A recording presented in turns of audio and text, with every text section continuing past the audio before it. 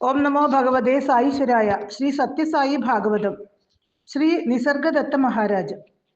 ശ്രീ നിസർഗദത്ത മഹാരാജ് 1897 1981.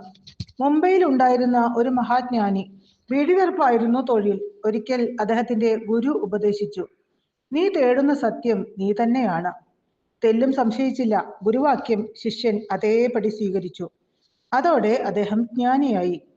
താമര വിടരുമ്പോൾ വണ്ടെത്തുന്നത് പോലെ ആ ജ്ഞാനിയെ തേടി സാധകരും ജ്ഞാനികളും വന്നുകൊണ്ടിരുന്നു. വിദേശികൾ ധാരാളമായി അദ്ദേഹത്തെ വന്ദിച്ച് അനുഗ്രഹം തേടി. വരുന്നവരോടെല്ലാം അദ്ദേഹം പറഞ്ഞു, ഐ ആം ദാറ്റ്. നിങ്ങളും അതുതന്നെ.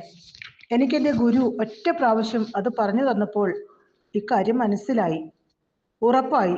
നിങ്ങൾക്ക് എന്തേ അത് തിരിയാത്തത്? നിസർഗദത്ത് മഹാരാജിന്റെ ശിഷ്യരിൽ ഒരാൾ പ്രശാന്തി നിലയത്തിൽ വന്നു ഭഗവാനെ കണ്ടു ആകൃഷ്ടനായി. പിന്നീട് ഇടയ്ക്കിടയ്ക്ക് അദ്ദേഹം പർട്ടിയിൽ വരികയും പോവുകയും ചെയ്തുകൊണ്ടിരുന്നു. മുംബൈയിലെ കേത്വാഡിയിൽ ഗുരുവിനെ പരിചരിച്ചു കൊണ്ടിരിക്കെ ആ ശിഷ്യൻ ചോദിച്ചു, മഹാരാജ്, സത്യസായി ബാബ ആരാണ്? ശിഷ്യന്റെ ചോദ്യത്തിനുള്ള ഉത്തരം ഗുരുവിന്റെ മറു ചോദ്യമായിരുന്നു.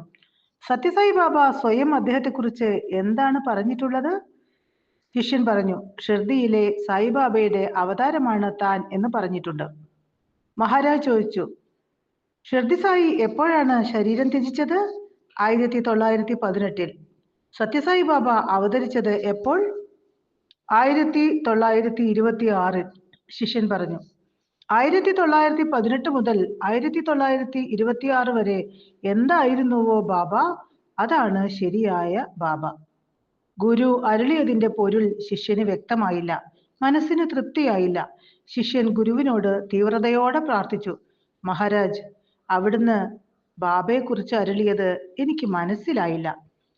ജ്ഞാനിയായ ഗുരു അരുളി, സത്യസായി ബാബ പരിപൂർണ ബ്രഹ്മം. ശിഷ്യന്റെ മുഖം തെളിഞ്ഞു. ആഗ്രഹിച്ച മറുപടി കിട്ടിയതിൽ ആനന്ദമായി. ശിഷ്യന്റെ സന്തോഷം കണ്ട് ഗുരു ചോദിച്ചു, നിനക്കിപ്പോൾ ബാബയെക്കുറിച്ച് എന്തു മനസ്സിലായി? അപ്പോഴാണ് അക്കാര്യം ശിഷ്യൻ ചിന്തിച്ചത് തന്നെ. തനിക്ക് എന്തു മനസ്സിലായി? ശിഷ്യൻ തീർത്തു നിശബ്ദനായി. അയാൾക്ക് പരിഭ്രമം തോന്നി. ഗുരുനാഥൻ പറഞ്ഞു, വെറുതെ ആകാംക്ഷ കൊണ്ടിട്ടോ പകിട്ടുള്ള വാക്കുകൾ കൊണ്ടോ സാധകന് ഒരു പ്രയോജനവും ഉണ്ടാകില്ല. നീ നിന്നെ അറിയാൻ ശ്രമിക്കൂ. നീ നിന്നെ തിരിച്ചറിയുമ്പോൾ സത്യസായി ബാബയെ നിനക്ക് മനസ്സിലാകും. അഗാധമായ ആ ആത്മീയ രഹസ്യം ആ ഗുരുനാഥൻ ഭഗവാൻ ബാബയെ നിമിത്തമാക്കി ശിഷ്യന് ഉപദേശിച്ചു. ഹോർവേഡ് മർഫറ്റും സത്യസായി ബാബയും ഉണ്ടായ ഒരു സംഭാഷണം ഈ സന്ദർഭത്തിൽ ഓർക്കേണ്ടതാണ്. മർഫറ്റ്, ബാബ പൂർവ്വജന്മത്തിൽ അവിടുന്ന് ഷിർദി സായി ബാബ ആയിരുന്നല്ലോ. ഷിർദി സായിയിലെ സമാധിക്ക് ശേഷം അവിടുന്ന് 8 വർഷം കഴിഞ്ഞ് വീണ്ടും ശരീരം സ്വീകരിച്ചു, ശരിയല്ലേ? ആ 8 വർഷം അവിടുന്ന് എവിടെയായിരുന്നു താമസം? ഭഗവാൻ മാധുര്യമായി മറുപടി നൽകി, ഞാൻ എവിടെ താമസിക്കും? പ്രപഞ്ചം മുഴുവൻ ഞാൻ നിറഞ്ഞു നിൽക്കുകയല്ലായിരുന്നോ? എനിക്കായൊരു പ്രത്യേകം ഇടമുണ്ടോ? ഞാൻ തന്നെ ബ്രഹ്മാണ്ടം. ഓം തത്സത്.